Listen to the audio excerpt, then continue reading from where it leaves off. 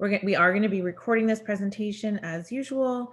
And thank you and welcome. Thank you all for being here. And I'm going to hand it over to Anne to do introductions while I search through the attendees list to try to locate our last panelist. Okay, perfect. Thank you. And hello, everybody. Welcome. Today is the 12th seminar within the Transition Institute. We have learned about a lot of different things in this institute, such as A through G, due process, job carving, teaching work readiness skills, work-based learning, student-led IEPs, post-secondary options, conservatorships, transition tools and resources, autism, overcoming the achievement gap trap, and today, agency linkages.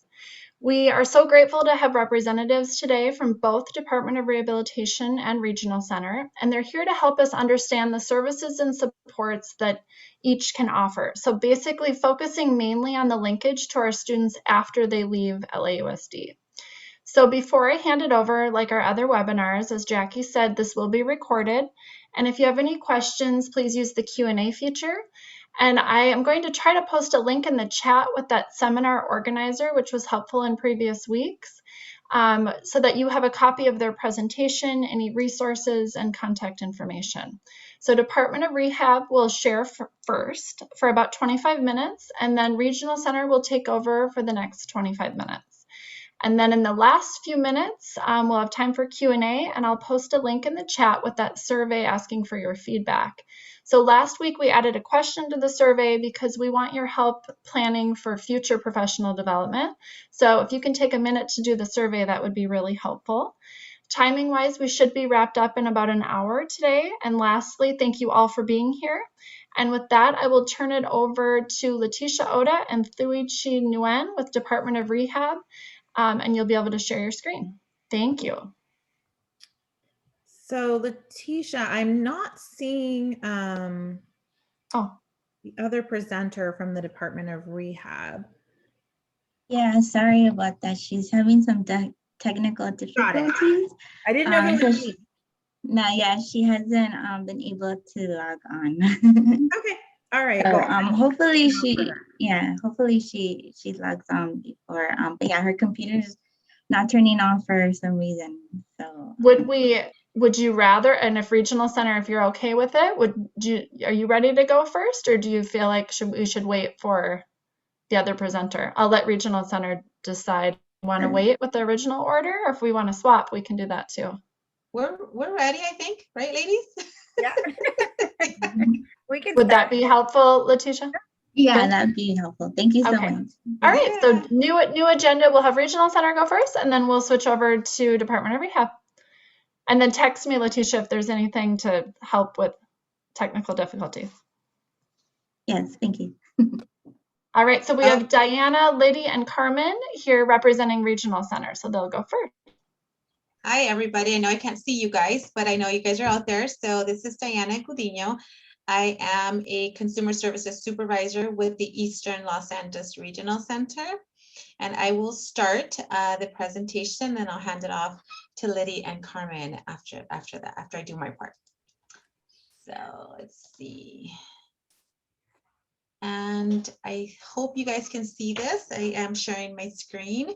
So this is the Regional Center collaboration between our 3 regional centers, the Eastern Los Angeles Regional Center, West Side Regional Center, and Lanterman Regional Center. It is a brief overview of who we are and our system, and of course, transition services. Oops, I went too fast, sorry.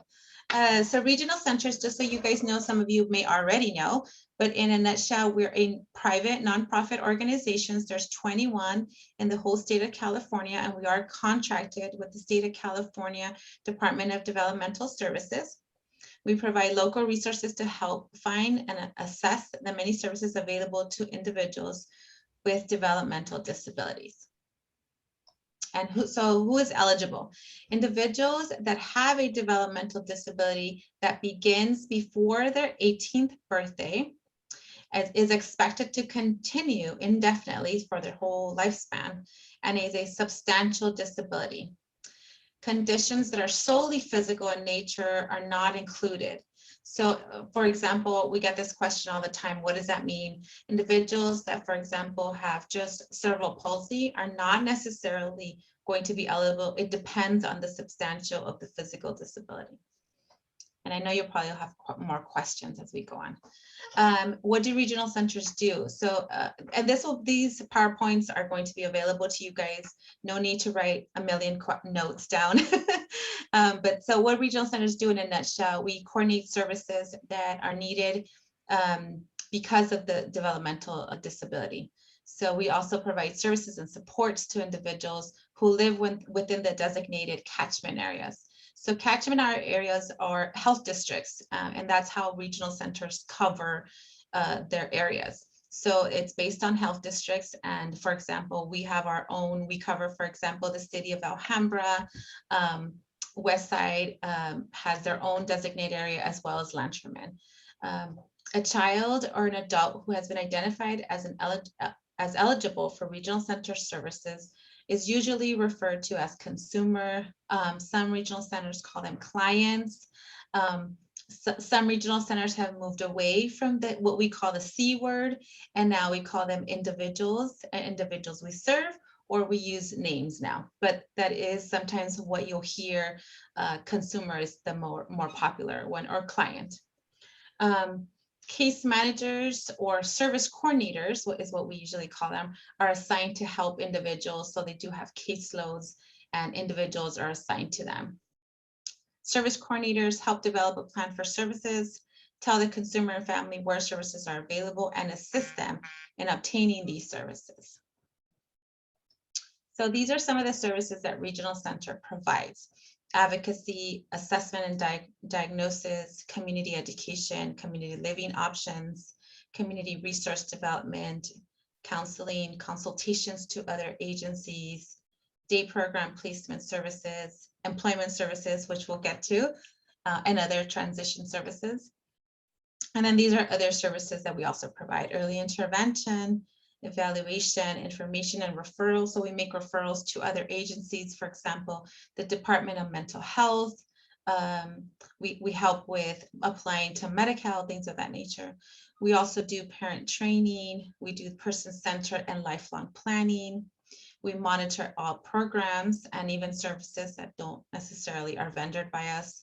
We also do purchases of necessary services based on the individual program plan and what we call an IPP, similar to an IEP or ITP. We have an individual program plan, which is an IPP. And we also, again, we also do the main thing: service coordination and, of course, quality assurance.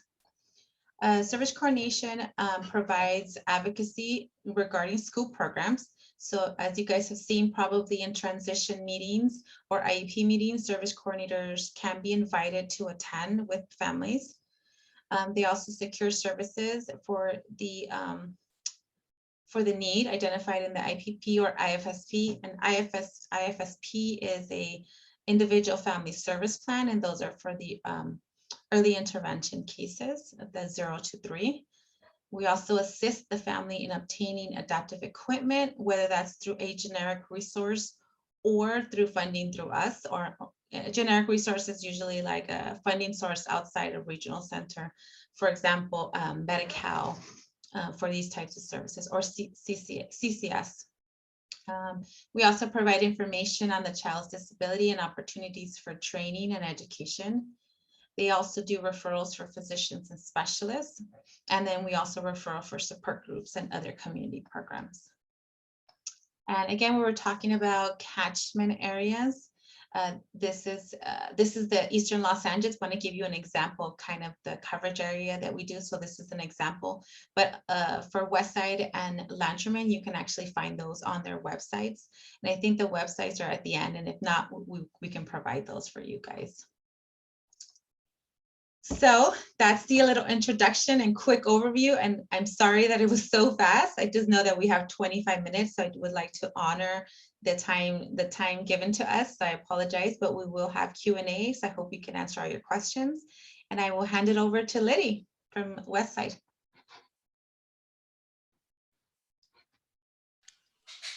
Thank you, Diana. Hi, everyone. My name's Liddy. I work with Westside Regional Center. I do quality assurance for our employment services programs. So I'm going to speak a little bit about employment. As you may know, California, the state of California is has an employment first policy, which essentially means integrated, inclusive, and competitive employment will be given the highest priority for working age individuals with developmental disabilities, regardless of the severity of their disability. So with that said, all of the regional centers have also implemented an employment first policy within the regional center, which usually means that specifically when students are exiting high school, either through an alternate curriculum or with a high school diploma, the regional centers, our goal is to be able to provide some type of employment opportunity or some type of employment related program to this person that's exiting high school. Can we move to the next slide? Thank you. As you know, we are going through an employment paradigm shift. So in the past, if you were familiar with regional centers, all referrals would go to what's called sheltered workshops or work activity programs.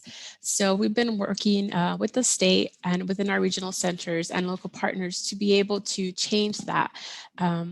Our goal is for all people with disabilities are presumed capable of employment. So regardless of the severity of your disability, we presume that you are capable of being employed. Working is the norm and not the exception. And our goal is real work for real pay, meaning we are not referring typically to agencies or places where somebody would make some minimum wages based on productivity.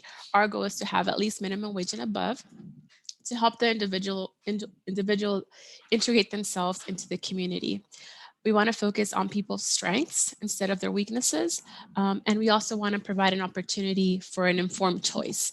Because sometimes you might not know what you don't know, right? So sometimes if you ask somebody, do you want to work? It can be a very abstract concept. So we want to be able to provide choices for the individual to be able to make a well-informed choice. Next slide, please. Thank you. So competitive integrated employment, you might have heard of this term before, CIE. So competitive integrated employment is work that is performed on a full-time or part-time basis, which can also include self-employment. Some of the key elements that it's important to know about is compensation. So earnings would be at least minimum wage or higher. So it can't be a job that you're earning some minimum wage for it. You want to also make the same amount of money as other employees performing the same type of job. We also look at integration. So we ensure that the person with the disability is able to work alongside employees who do not necessarily have disabilities. Benefits as well. So benefits available to other workers must be available to the employee with the disability, such as vacation, sick leave, medical, dental, vision, and insurance.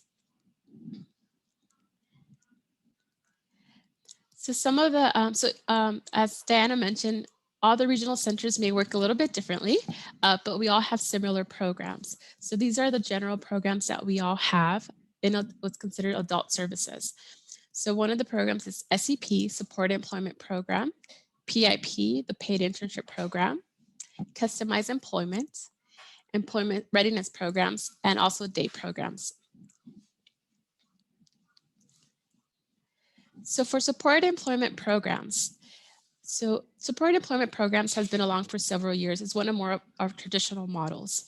The goal of a supported employment program is to provide support with finding competitive integrated work. And we also work in partnership with Department of Rehabilitation, what's considered a braided type of funding. The goal of the supported employment program is to focus on job development. So it really helps the individual with things such as applying for a job, creating a resume, finding a job, and also preparing for job interviews. Other things that are important to know about the SEP programs is it does provide support with job coaching. So it provides support with being successful on the job, building supports within the workplace, and increasing the individual's independence. it also is important to note that it helps with job retention. So once you find a job, it's important to be able to keep that job. So the job coaches really provide a lot of support with that. Also with communicating with the employer, communicating with your coworkers. It helps create natural supports in the workplace as well. The overall goal is to be able to help the person with a disability be able to maintain their job. And with that said, I'm gonna pass it over to Carmen. Thank you. Good afternoon, everyone. My name is Carmen Jimenez Wynn, and I'm the Employment Specialist for Lanterman Regional Center. And so I'm going to go ahead and continue now talking about our paid internship program. So like Liddy had mentioned, we are moving, or we are on an employment paradigm shift. And part of that paradigm shift, what came out of it several years ago was the paid internship program. And so this program came up to be able to give our clients, give them the opportunity to increase vocational skills and abilities. The goal is for our clients to be able to prove and show their abilities to the potential employer or the internship site. The internship itself can lead to full part-time employment at the site where they, were part of the internship. There is funding, specific funding for this, and it's $10,400 per client per year.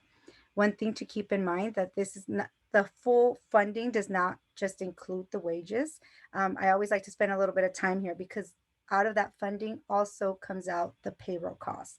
And those are payroll costs that are either for the employer of record, that can be one of our providers. For example, our supportive employment agencies are able to provide or create opportunities or internships. And so they have associated payroll costs, and that funding covers that. You can have a client, student can have multiple paid internships, may be possible, and that's determined through the IPP process. Internship funds may be available in a variety of models, including self-employment enterprises and apprenticeships, and other business opportunities that can lead to future employment for the individual. Next slide, Dan. Another thing about the paid internship is all businesses participating in the paid internship program must operate in compliance with California state law. Internship wages will be at least at state or local minimum wage or higher. I always like to say that because there's always those opportunities.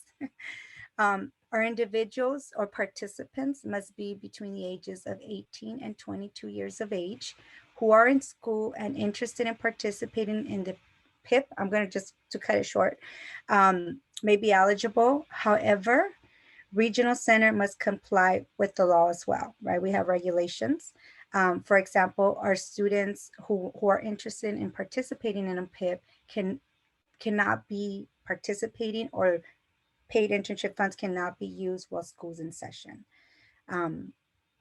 Service providers, like I said, all of our service providers who do some type of employment support and are eligible or were made approved to provide a paid internship, had to submit addendums to their program designs. And I'm going to go through some other type of programs, but I keep using supportive employment because Liddy just touched on that. They had to submit program design addendums to their vendoring regional center, and they were reviewed and approved for a PIP. And this addendum included the description of what the service would look like and how the PIP would be used. A lot of times we hear our providers say PIP is a tool to assist in, finding that pathway to finding that permanent position. There is no minimum or maximum hours required. However, there is a cap in funding, and that cap, like mentioned before, is the $10,400 and not a penny more. Next slide. Another thing during this paradigm shift, and I get very excited talking about this, it's not a new concept. It's just now being utilized more. And some of you may have heard it, and it's customized employment. And what that means is we like to associate customized employment just as it sounds, but it's basically discovery. It's a process of getting to know the individual. So it is more an extensive time. It's a service where time is spent with the individuals. For you guys, it would be the student who just finished school. We want to know what their, who might be interested in what work environment is like. We want to know clues about what their vocational interest is. So there's a lot of time spent with this individual. For example, we want to gather information about interest, strength, type of supports that are most effective that will be able to help the individual keep and retain a job, the types of environment that they might be work better around, activities where the person is their best. Another thing is that the foundation of customized employment rests on person-centered. So it's very individualized and compared to supportive employment that maybe the individual has already had some type of experience, that they gathered some hands-on experience through the school district, whether it's volunteer. This is just a little bit more person-focused. Next slide. Other of our programs that we have, and like we had mentioned, our priority is employment first. So we like to explore all other services that we previously discussed, but we do have other programs such as day programs. And these are for those who do not currently have the skills for competitive or supportive employment. These are individuals that might need behavior management, adult daycare, community integration training, and adult day programming. The curriculum that all these types of programs have in common is that they include training in self-advocacy, self-care, community integration, and vocational training. Next slide. So here's another of our unique new happenings that are happening in the world, or at the regional center world, I should say. We have such programs now that are being developed that we like to call employment readiness programs. And such programs right now, and I always like to clarify this because like I mentioned on the previous, they're programs that are, it's regional center vendorization, right? So they're community integration. So these are programs that are vendored either under community integration or individual and family training. And this is all depending on a regional center. So when you're talking to your students or the students and their families are meeting with their service coordination, I always say, don't stay focused on, well, I heard about community integration or individual and family training. I would just say, I know there's programs now that are employment readiness, because the lingo and how they're vendored, each regional is very different and we vendor very different, but such programs that focus on vocational training are for individuals who might need help in resume writing, whether updating or even just starting a resume, interview skills, practicing those soft skills. They work on mock interviews, filling out applications, dress for success. And this also includes grooming and hygiene, because that's very important, right? We also want the individual to get some safety training and travel training. And I put et cetera because it can really mean anything that the individual may need additional help that maybe they didn't get while they were in their transition program. And they, we're just getting them ready for employment. Next. And like I mentioned before, each regional center is very unique. We have different programs, but there's something for everyone. The best way to do is to contact your regional center, have your students have a relationship with their service coordinator.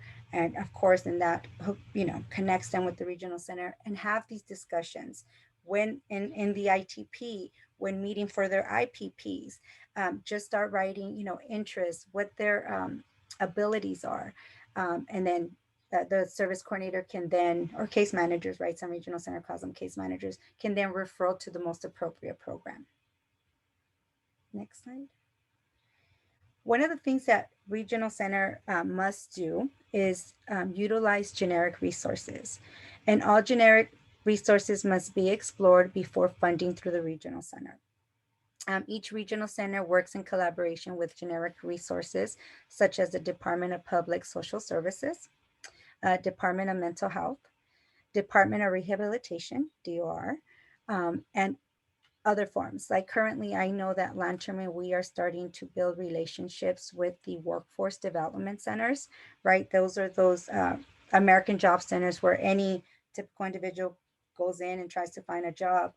They also have services and are now in their regulations are to provide services not just with anybody who had disability, you know, because normally people focus on physical disabilities, but in the language it's written now with individuals with ID, intellectual disability, and DD, developmental disabilities, which are the clients we serve. Next slide. Here's our contact information, like Diana had mentioned before. It's all our websites, are the 3 regional centers that are presenting today. And each website will lead you to who to talk to, whether it's intake or you have referrals, maybe if students are not connected with the regional center yet, or maybe have not been assessed to see about their eligibility. That's our contact information. Thank you. And that's our personal contact information as the presenters there. Thank you, everyone. Okay, wonderful. And in the link that I just put in the chat a few minutes ago, it includes a copy of their presentation, and then their contact information is on there as well. And so is the next presenters.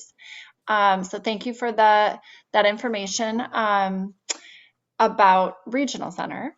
Thank you for And then we'll inviting have us. time for questions at the end. So if you're in the audience and you've got questions, we'll do questions at the end. And so let's move it over to Department of Rehabilitation with Leticia Oda and Thuichi Nguyen.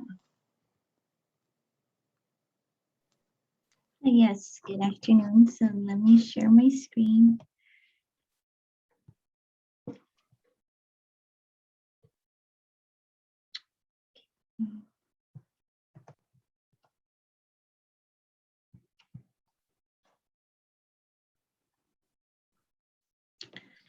Okay, so we're gonna present on Department of Rehabilitation Services. So this is basically just some generic information on Department of Rehabilitation. We do have orientations that are scheduled on a monthly basis, which the link that Anne posted on the chat should have our orientation flyers, and on there it will have the days and times that our orientations are being offered on a monthly basis. So the California Department of Rehabilitation works in partnership with consumers and other stakeholders to provide services and advocacy in pursuit of employment, independent living, and equality for Californians with disabilities. Our main objective is for the individual to have a higher quality of life, to be employed, be independent, and be an equal member of their community. So to be eligible for services, an individual must have a physical or mental impairment, require vocational rehabilitation services to prepare for, secure, retain, or regain employment. So our vocational rehabilitation process is an individual would come in and apply for services. So the first step would be filling out an application. Then we would just assess and evaluate to determine the individual's eligibility. And we assess and plan pretty much their employment paths. And then what services that they would need in the VR services. So we will develop what we call an individualized plan for employment, and that's their IPE. And then we provide the services, and then hopefully at the end lead to an employment. So these are the ways that an individual can come and apply for services at permanent rehabilitation. So to obtain and complete an application packet, the individual has 3 ways. They can, we can email a packet to them, mail them a packet to their home address, or they are always welcome to walk in any day, Monday through Friday, from 8 a.m. to 5 p.m. They don't need an appointment. We don't do orientations. They are free to walk in anytime, Monday through Friday. So returning the documents back to Department of Rehabilitation, again, there are 3 ways. They can mail it back, they can scan and email it to us, and again, they can just walk in. I always recommend that the individuals to either, if they already have somebody that they've been in contact with, and they can just email the application to us, that would probably be best, or walk in. Because sometimes when they email us the application packet in the mail, it either gets lost or there's a delay and we don't receive the application right away. Okay. So once we receive the application, then we go ahead and do an intake process. And that is when the individual will meet with the counselor or a service coordinator. And then they would ask general questions about the individual, such as their employment goal, their interests, their capabilities, their abilities, review any medical documentation, and then determine their eligibility. So in order for us to determine eligibility, we might need some medical documentation, and it would be helpful if the individual would come in with something already. But if not, then we can always send something to their medical professional, and they would just have to sign a consent form, and then we can just request it ourselves. Intake appointments can be conducted via Microsoft Teams, Zoom, or a scheduled in-person meeting at the local DOR office.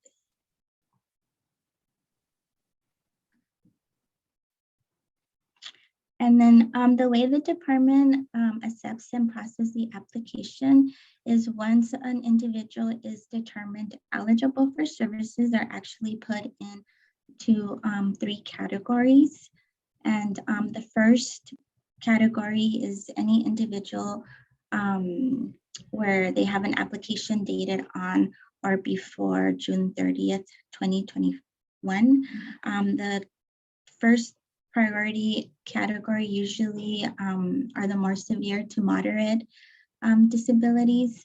And then second, the priority category 2 is also the same with an application dated June 30th to on or before June 30th, 2021. And then those are more such as our students, possibly the high school students exiting high school that have maybe learning disabilities. Those would most likely fall under our second priority category. And then our third is all other eligible individuals determined to be disabled. Those could be more of a minor disability. So if the way that the department does it, if for some reason we have to put some individuals on a waiting list because perhaps there's not much funding, then the third category would be put on a waiting list. And the first and the second are always served. Those are always our first priorities. But it's been years, years since anybody's been put in third category. So usually that one's not used.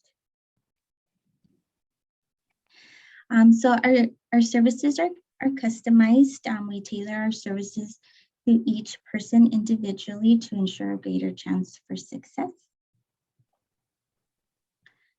And again, so if found eligible, the applicant with his or her counselor will develop the individualized plan for employment, their IPE, and that's basically just the written document that will state all the services that DOR and the applicant have agreed that he or she will require to eventually obtain employment.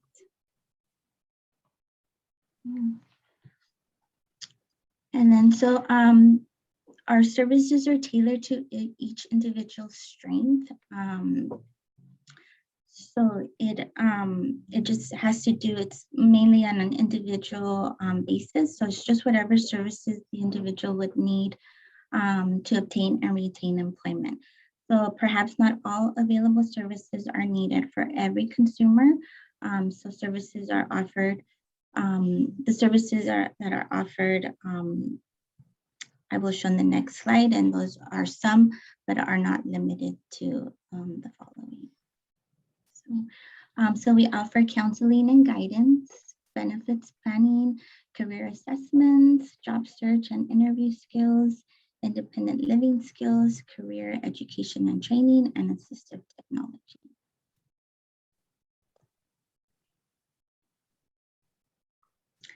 And so once the individual has reached employment, this is the criteria that we use in order to close the case successfully. So we hope that the services that provided by the Department of Rehabilitation contributed to a successful employment outcome, and it is the right job for the individual and the right workplace for him or her. The individual has been employed for at least 90 days. And then the consumer and the counselor will agree that the individual's case could be closed successfully. So program participants are expected to be available, responsible, active, and dedicated contributors to their own success. And this is just some information. We do have some specialized services. So for example, we do have blind field services, which provide specialized and comprehensive vocational rehabilitation services for individuals who are blind or visually impaired. So if you have students that would like to apply for Department of Rehabilitation and have a visual impairment, or are completely blind, then they would be better served through our blind field services. And our counselors and supervisors, those are specialized counselors and supervisors who will understand the barriers that the individual faces, and then they will assist better in providing the services needed for him or her to obtain the right job for them. Okay. Then our next specialized service is for the deaf and hard of hearing. We also have deaf and hard of hearing counselors who are able to provide the specialized services to our deaf and hard of hearing community. Some of the services that can be provided through this service is communication techniques, assistive listening devices, and other rehabilitation technology. So in these two fields, the deaf and hard of hearing and blind field services, those individuals might require more specialized services. So the counselors are more equipped to provide the services that they would require to obtain employment in the community. And then our other specialized services is supportive employment. And then I'll have Chi discuss the supported employment, since she's actually our supportive employment liaison with the regional center. And so take it away, Chi. Thank you, Leticia. Hello, everyone. My name is Chi Wing. I'm a rehabilitation counselor at the City of Commerce office. And so for my caseload, I'm doing support the employment program. So most of my referral would come from the regional centers, the ILS case managers, or from the consumer themselves. So so regardless of the referral source, we do need a package from the regional center. So I will try to get the service coordinator for each of my clients and try to obtain a referral package from them.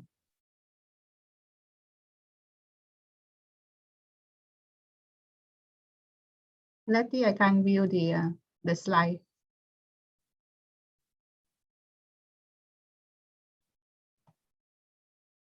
There was just that one slide. Yeah, because I don't have my glasses. Oh, okay. Yeah, so it's just like Chi said, the referral to our supportive employment services would just to be a more smoother process, you would do the referral to, for example, in our office, it would be Chi. You would contact Chi directly, and then she would take over, and usually it's a referral, and then she would do the intake, and then placement, retention, and then any services that need to be extended, such as the job coach.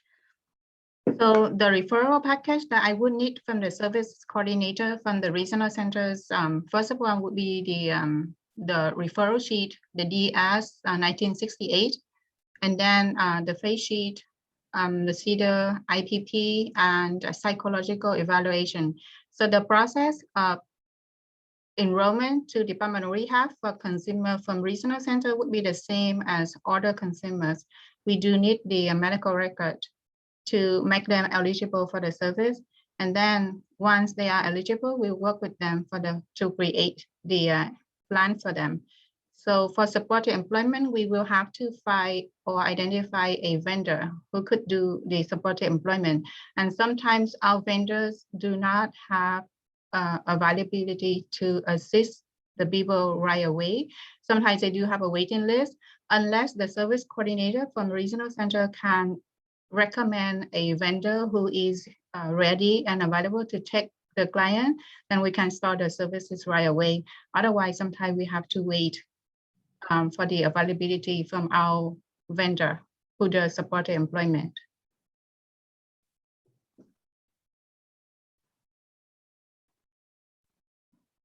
And once we identify the vendor and start to work for placement services, right now, most of our vendors will be working remotely. So they could either do the placement services through telephone or Zoom meeting on the computer.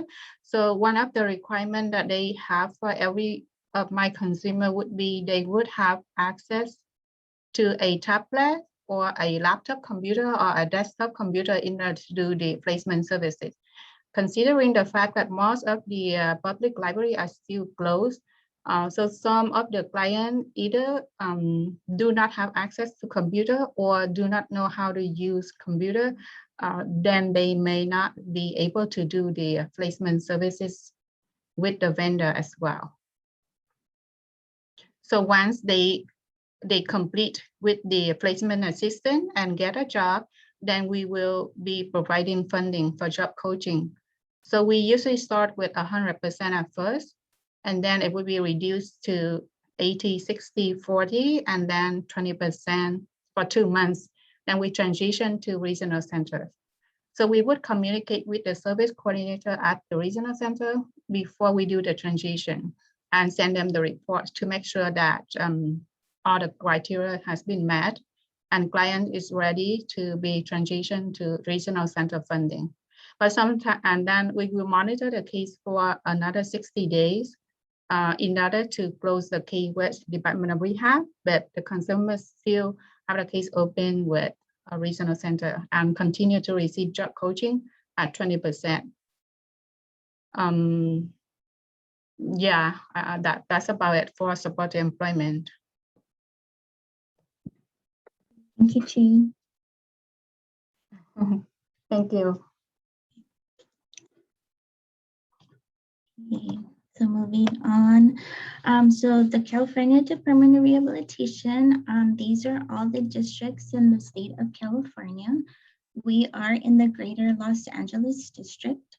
Blind field services are located throughout the state of California. So the best way to reach a blind field service counselor is either to email the email address on the slide or call our central office in Sacramento. And also the deaf and hard of hearing counselors are also stationed all around California. So again, it's best to just email that email address or call our central office for those specialized counselors. Okay. So these are the offices here in the Greater Los Angeles district. Myself and Chi are from the City of Commerce office. So we're located in the Teleco building in the corner of Olympic and Goodrich. And we have a deaf and hard of hearing counselor in this office. So if you do have students that are deaf and hard of hearing, then she would be the best person to contact for referrals. We do have a blind field services counselor and a deaf and hard of hearing counselor at our district office in Los Angeles. And then we also have a deaf and hard of hearing counselor in our West LA office, and then a blind field services service coordinator in our Norwalk office that can take those specialized referrals. And if you do have any students that you would like to refer right after high school, if you have students that you know that will need and require the Department of Rehabilitation assistance, then you can just contact us directly, and then we can go ahead and take the referral. Okay, and then this is just a video. Let's see if I can play it, and it just kind of summarizes what we went over.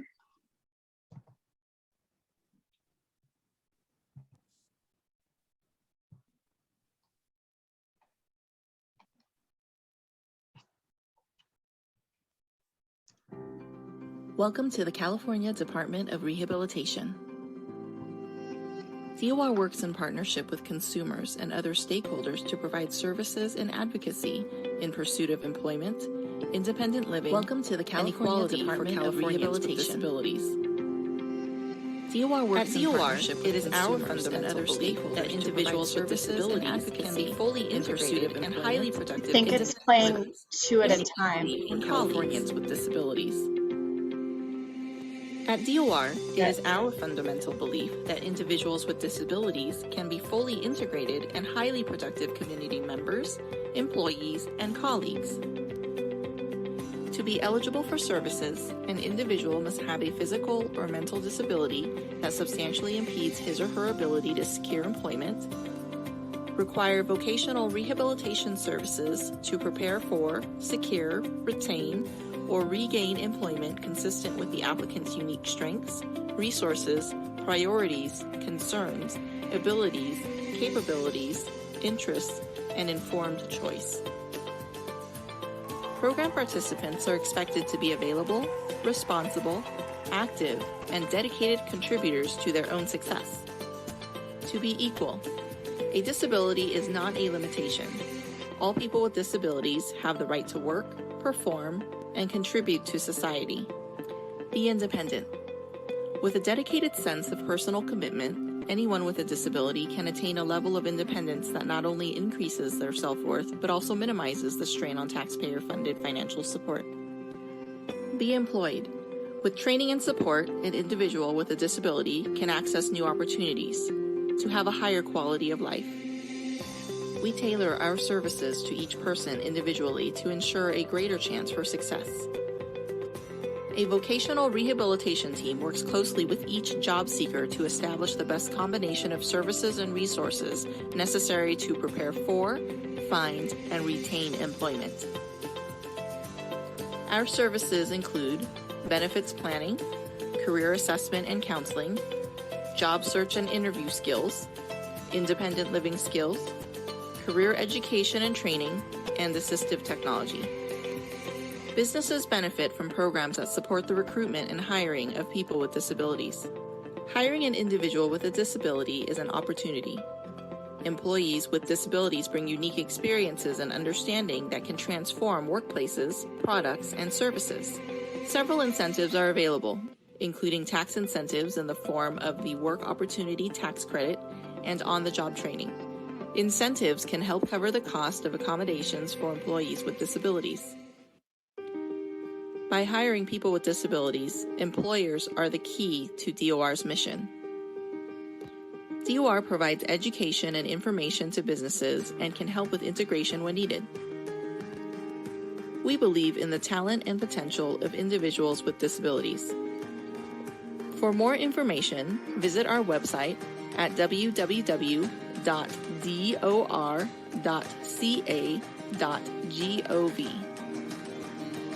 or follow us on social media. You can also subscribe to our latest news at www.dornews.org.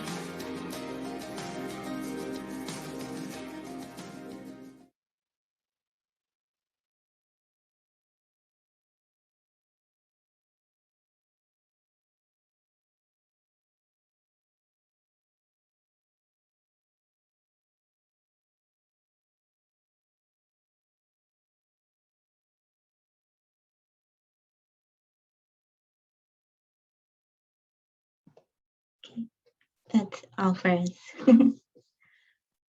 Okay, perfect. That was so helpful. I love the little marketing video too. That's helpful to share. If we wanted to just get that video from your PowerPoint, I didn't see how you did that. Like, was it a link or what did you embed it in the PowerPoint? Yeah, it was embedded in the PowerPoint. So it's on the, yeah. Okay. But I could see if I could send you just the link. Yeah, Maybe. yeah, that could be great because I know that would be helpful to show to students too. Sure. But well, thank you to all the presenters. I feel like that was nice to see the kind of side by side and then also figure out how you collaborate as well to help our students because some qualify for both. And it looks like we have some questions coming in. I think first, Janice, it looks like you have your hand up. Did you have a question that you wanted us to unmute you? Or we'll post it in the chat if you have a question, Janice, but I see your hand is up. Otherwise, it looks like we have some people that typed out questions. And so panelists too, if you want to pull them up, I don't mind reading them out, but if you wanted to look at those kind of to see, anticipate what questions have come in. We'll take the first one. It says, Danny asked, somebody at Lanterman mentioned Regional Center has a legal clinic to help parents with conservatorship and other legal matters. Are there other regional centers that also offer this service? I'll answer, and then Diana, you can correct me, and Liddy. I know that that's part of the uniqueness of each regional center. It is my understanding that that clinic is unique to Lanterman. We're one of few that actually house the law clinic at our regional center directly. Yeah, I'm sure the regional centers through service coordination can refer you probably to generic resources that can assist. But right now I know that's just at Lanterman. Yes, Carmen is right. We usually use a generic resource for a similar situation for legal, like a legal clinic for conservatorships. Okay, wonderful. Thank you for answering that. Looks like the next one, do you have information regarding CTP programs that students with an intellectual disability can enroll into? Who pays for the program, DR, Regional Center, or FAFSA? So I know there's a lot of acronyms. I'm going. Yes, I was going to say, what is CTP? Does that jump out to somebody? I know we all have our acronyms, but I don't know what CTP means. Or maybe James, if you can quick clarify, even if you put it in the chat box with fill us in on what CTP was. Okay, next one. If a student receives a diploma but needs support with independent living skills, does Regional Center provide that support? And would that support be at home or at a center? Most independent living skills is in the home, but if there's something that needs to be done to be provided in the community, it can be in the community as well. Independent living skills is usually not at a center. Okay, and then kind of piggybacking on that, if a student receives a diploma, basically, is it true that they get minimal support from Regional Center? Or what would services look like for a student that receives Regional Center but has a diploma? It's all individualized. It doesn't matter if they get a diploma or a certificate of completion. It is all individualized. It's based on their needs and what they need at that point, and objectives and career paths or living independently, whatever the objectives are. It's all based on need. Good, as it should be. I like that answer.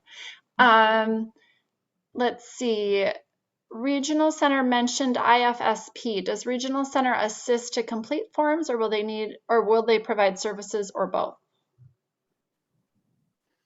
The IFSP is the Individual Families Services Program Plan, which is the Early Start, and those are filled out by the service coordinators in Early Start. So yeah, they would assist just like any other service coordinator to link them to services for the 0 to 3 population. Great. Okay, and so the next one is DOR. The question is, does DOR collaborate in any way with community colleges or university? So for example, our office, the City of Commerce Department of Rehab, is very close to the East Los Angeles Community College. So we partner with them in a way that we try to find the best way possible, like for example, do authorization for books instead of sending checks, so that students can get their books faster, because authorization can be sent through email. And then just like we work with them just to find a way to make the service happen faster than usual, or to see if there is anything that we can improve. Or sometimes we do receive referrals from the counselors, the disability, the counselor for students with disability. And they send the referral to our office and we work that way. Right. We also work with Cal State OA too. Right. I mean, I think I remember hearing that when I was at a school one time that was close to Cal State LA, that sometimes if a student gets missed by us because we don't think to help them self-refer, and they end up at Cal State LA with their disability support office there, then they form that linkage there to bring them over to the Department of Rehab. So they catch them that way as well. You would agree that's what happens to some? The next question also came from Christina as well. Does DOR pay for training offered by a private school, such as those who want to be medical assistants or phlebotomists? Yes, we do, if we have a plan developed for that employment goals. And we have to determine, like we have to work with the client to decide whether that is the employment goal that they want to work on. And then we have to do research on school too. And for those vocational schools, if they do not have financial aid available, then we can consider paying for that. Okay. Yeah, and I remember that question coming up. So sometimes too, like our students want to be massage therapists or cosmetologists, and they could perhaps, like I know for cosmetology, they could receive that training at an occupational center, but would Department of Rehab pay for it at the Aveda Institute? I've always heard that first we look at our local public opportunities before you go Paul Mitchell or one of the fancier ones. Yes. So yeah, we usually fund for public schools first. So it would have, if the program is offered at a public school, then we would possibly assist if the school does not offer financial aid, or perhaps the student does not qualify for financial aid. If they go to like a community college or a university, then they would have to apply for FAFSA every year that they are in school. And even if they don't qualify for FAFSA, if for whatever reason 1 year they didn't qualify because of parents' income or whatnot, then they still have to apply every year they're in school and show us that they've been denied financial aid. Our whole goal is for them not to take loans. So, you know, if they might qualify for financial aid in forms of just loans, then for sure we want to catch them before they accept those, because, you know, that's possibly something that we can assist with, so they don't, so at the end of their training, they're not left with loans to pay. However, if they insist on going to a private school and the program is offered at a public school, the Department of Rehabilitation only funds what it would cost them to go to the public school. So most of the time, those students would have some out-of-pocket expenses because we won't fund, unless, for example, let's say, unless like if the program is not offered at a public school, or if there's a waiting list and it's going to cause a severe delay in the student receiving the training, then there's a possibility that Department of Rehabilitation can pay, so then the student does not have to go on a waiting list or delay his or her training. But private schools do have to be approved by upper management, so that is an extra step. Okay, thank you for clarifying. I know that question comes up a lot. It looks like I think Guadalupe and Singh have kind of a combo question. So clarification on how and if Department of Rehab and Regional Center work together when providing employment services for Regional Center clients. And then kind of tied to that, for supported employment for alternate curriculum students, do they have to be a Regional Center client first, or can they sign up directly with DOR for supported employment? Like, how does that relationship look like? Okay, so for supported employment, we only offer that to clients from regional centers. Other than that, we do offer job coaching for some direct placement clients if they do need job coaching, but that doesn't cost supported employment. And that would be shorter term, maybe the maximum for 3 months, not like 6 months, like we are do with supported employment cases. Yeah. And because supportive employment is with regional center clients, that's how we collaborate together. So usually DOR does the 100% of the job coaching, and then the regional centers pick up at the 20% usually. Yeah, that's how it works. So that's an example of the collaboration between both of us. So let's say we were in a final IEP and all of a sudden this student pops in that whatever, we realize that they're not a regional center client, they're not linked up with Department of Rehab. Plan of attack, where should they go fill out the application first? Regional, if we know that they would qualify for both, regional center or Department of Rehab? You can do both at the same time. Okay, so knock them both out. Okay. Yep. Okay, then we got clarification from James on what is a CTP program. He said it's for students with intellectual disabilities. It means a degree, certificate, or non-degree program that is offered by a college or career school and approved by the U.S. Department of Education. So I think he was wondering, do we know of any of those CTP programs for students with intellectual disabilities? So that one, meaning California Training, that, oh no, it's not the CTP, the other one. Oh, this is CTP. Okay, because the other CTP, B for boy, is managed and executed by Employment Development Department, the EDD office. Okay, so yeah, I'm actually not familiar. I mean, I know that our individuals can go to college and they get linked to the DSP office, but they're eligible for any degree, just like any of their neurotypical peers. So I'm not familiar exactly with the CTP program. Sorry, maybe, I don't know if Liddy or Carmen are, but I'm not very familiar with that. I know that Lanterman had, or it's open to anybody, but I know there's some community colleges that have developed, for example, the CNC. I'm going to Long Beach. Yes. And I know we have a program at Glendale Community College that it's the Verdugo Machinist certificate, and it is for individuals with intellectual and developmental disabilities that they get a certification.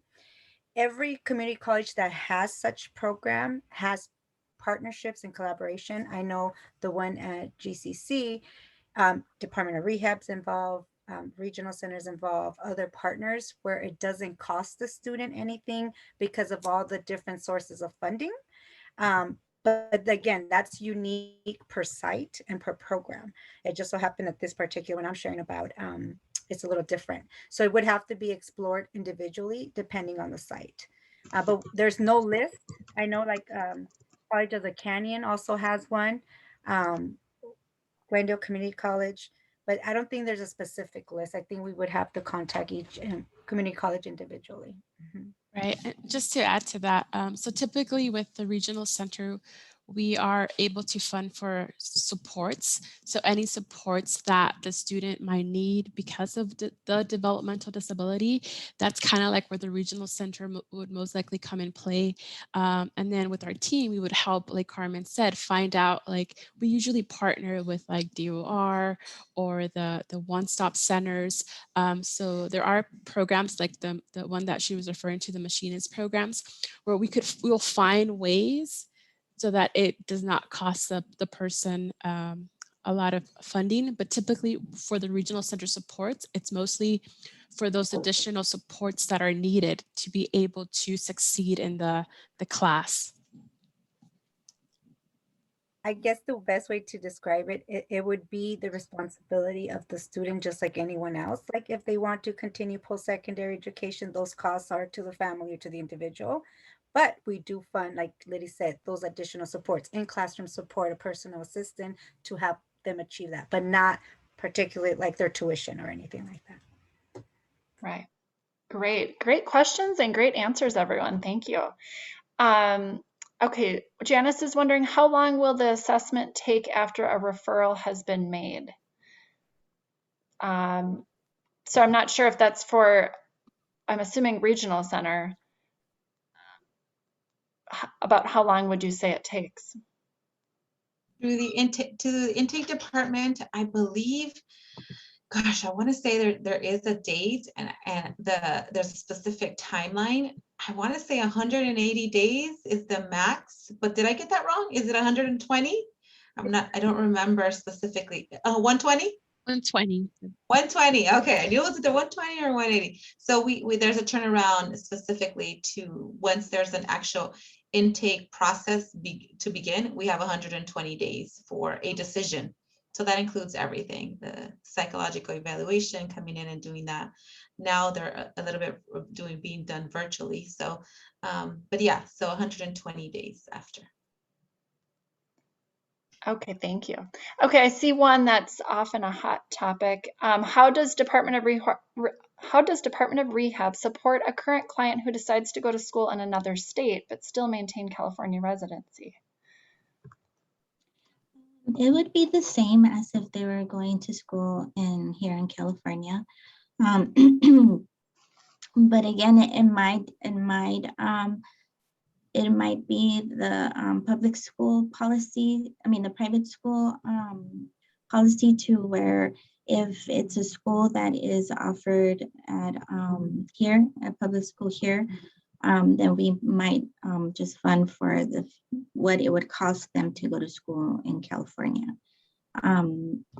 But that's a good question. I'm gonna have to, I don't know if Chi knows or has more information on that, but I know that we do have a policy on out-of-state students, but I'm not sure if it would be the same as if they were going to a private school.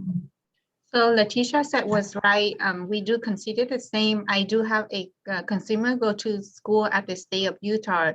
So we would ask her to turn in the financial aid information, and we just have to compare the tuition cost of that state university with our public state university, and then we do offer the payment at equally to the public school rate here.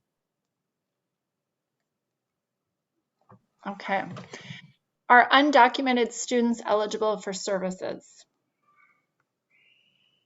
A regional center, they are. We do not, we ask, but it doesn't matter to us. Everybody who qualifies for a regional center, doesn't matter their status. So for the yeah, they do need to be able to work in the United States. Yeah, because we need them to get a job after we provide the training or employment assistance. So they need to be a legal citizen in order to, they should have the right to work in order to get the service. Okay, thank you. Guadalupe said, if a student did not want to go to one of our LAUSD career and transition centers and would prefer to take community college courses before they turn 22, would they be able to get personal assistant services from DOR or regional center to help them in their classes at community college? For Department of Rehab, we don't offer personal assistance.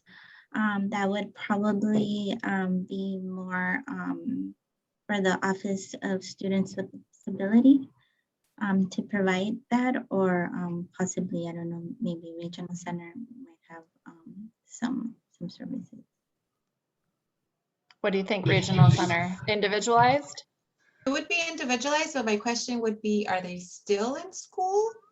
If they are, we'd probably look to the school district first to see what kind of supports is in that transition plan or exit plan, if that's the case.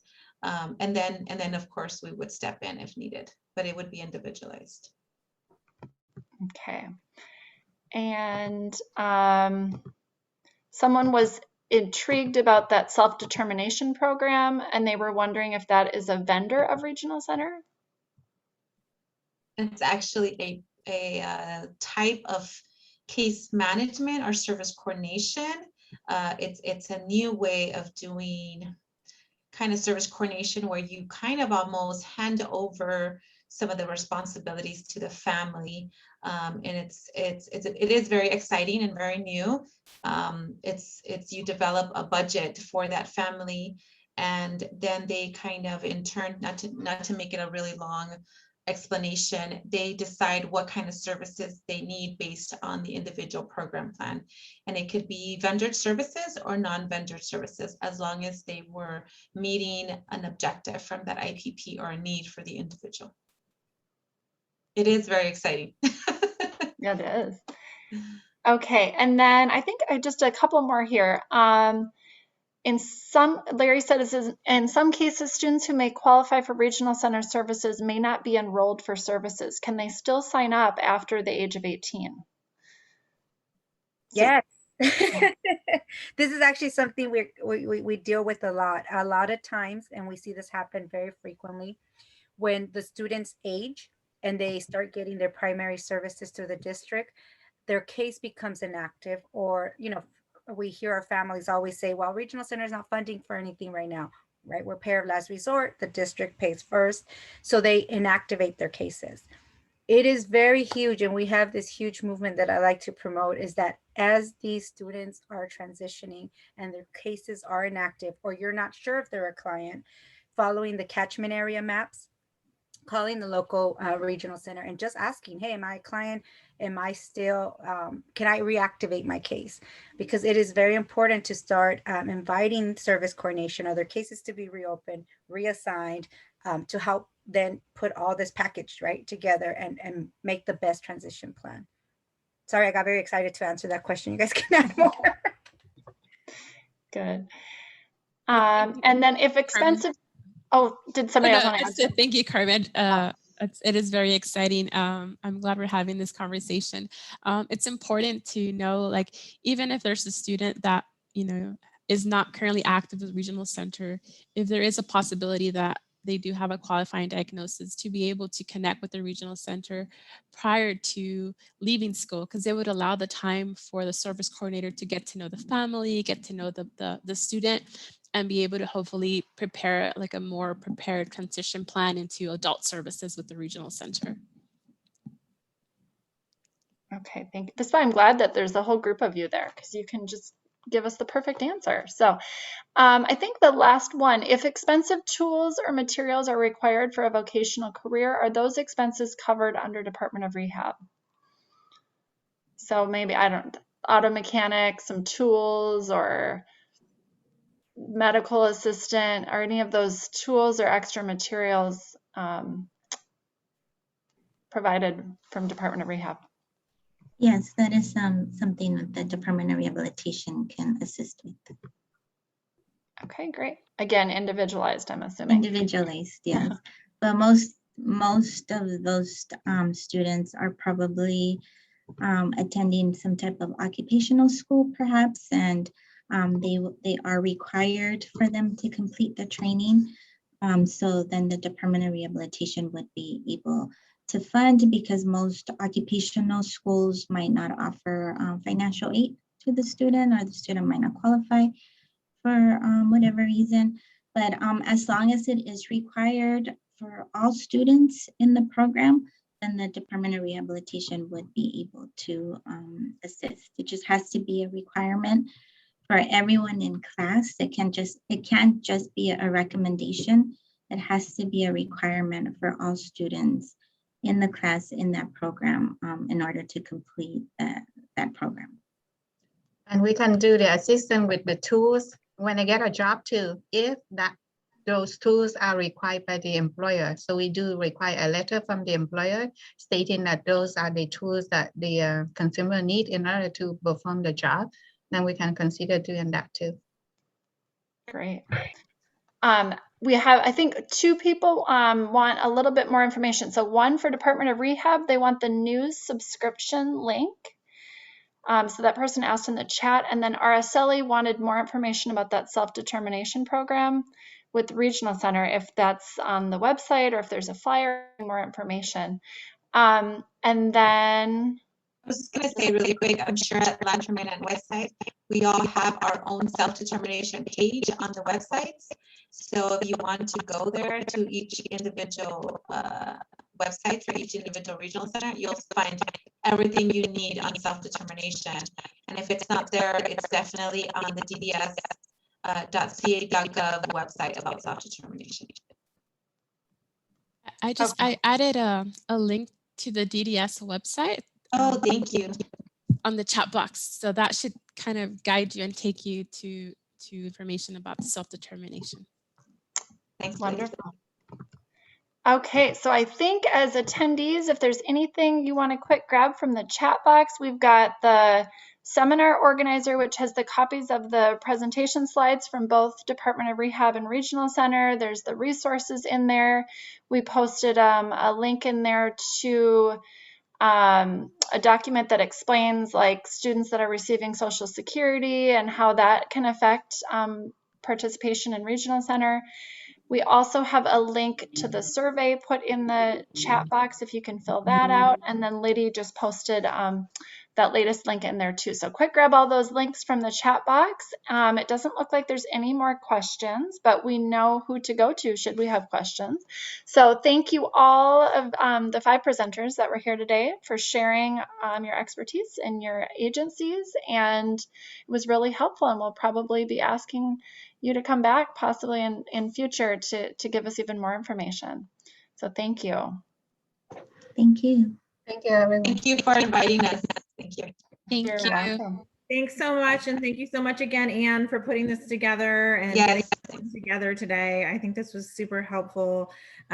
We really appreciate your time, everyone, and your organization, Anne. So thank you all who stayed on to attend. I'm going to go ahead and end the webinar now. It will knock all of you off. So have a great rest of your day. And I'm sure you'll be hearing from us soon. Thank you. Thank you. Thank Bye-bye. you.